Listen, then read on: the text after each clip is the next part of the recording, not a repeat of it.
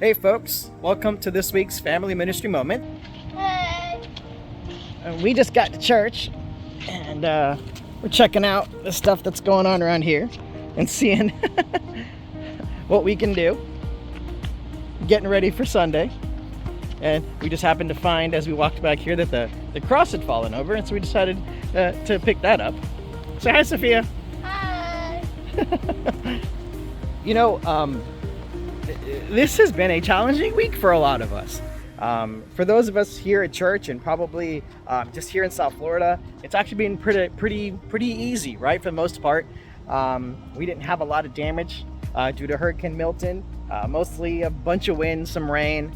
I know some folks may have had some damage to their homes. I know the tornadoes came down and things were really bad from that. Know some friends whose homes got damaged from that. Some of their cars got damaged from that, and a lot of folks' neighbors and communities were damaged from that. And we're gonna do our best to help and support and recover. But that we're grateful that our church is here and doing well. That we are here and doing well. And just checking in with all of our folks. Glad to hear that so many people are doing okay after the storm. One of the benefits that happened from the storm is Sophia and I got to spend a lot of time together because school was out she was very excited about it. School was out from Wednesday to Thursday, and then we thought we'd go back to school on Friday, and that didn't happen. So here we are Friday, and she's off again. And she's off until Monday. So yeah, we got a lot of time off together. One of the things one of the blessings out of this, I guess, is that we got to spend a bunch of time together. And yesterday we played some board games and made some crafts, and we got to watch some movies together. And the day before we did just a lot of kind of hurricane fun, ate a lot of hurricane snacks. Lots of chocolate chip cookies. We made some stuff together. We baked stuff together. Yeah. We got to spend some family time together. So I can't really complain about that, right? We had our own kind of little hurricane party, which was kind of fun. By the way, if you guys know someone whose house got damaged or destroyed, maybe you should help them out. Oh yeah, that's the big thing we wanted to talk about. Is one of the coolest things that we got to witness after the hurricane is as we're on TikTok and we're on Instagram People's houses demolished, people's houses flooded. Yeah. Roofs destroyed, walls destroyed, everything is gone. Yeah, we saw a lot of videos of folks in Central Florida and the West Coast whose homes were damaged and things were messed up. And during those difficult times, it's really hard to figure out what to do next.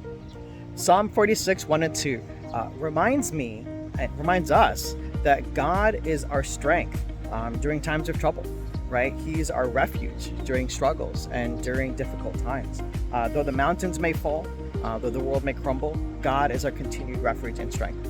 And that's something that I'm reminded of actually by what Jesus has created in the church. One of the ways that we can respond to this and how we can remind ourselves who God is by actually going out and being the hands and feet of God.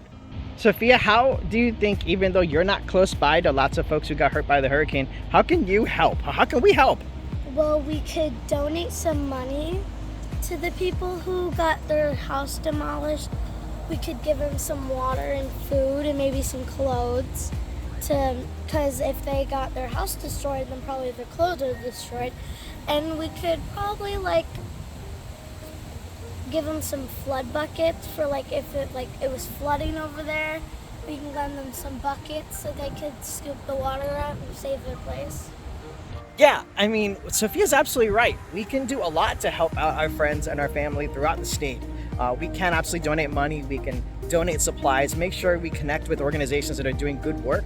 Make sure you contact the right authorities to do that. I know a lot of us just want to get our hands and feet dirty and get out there and help, but keep in mind a lot of places you can't go into are closed off from us physically getting over there because there's still the services nearby are still working on cleaning up places. But the way we can help is by donating money and resources to a lot of those organizations working. Now, we as United Methodists can donate to United Methodist Committee on Relief. That's umcor.org or umcor.org. They're going to be doing a lot of good work there. But obviously, there's some non-religious organizations like the Red Cross that are out there doing good work. A lot of places doing great things. So connect with the right organizations and help them out.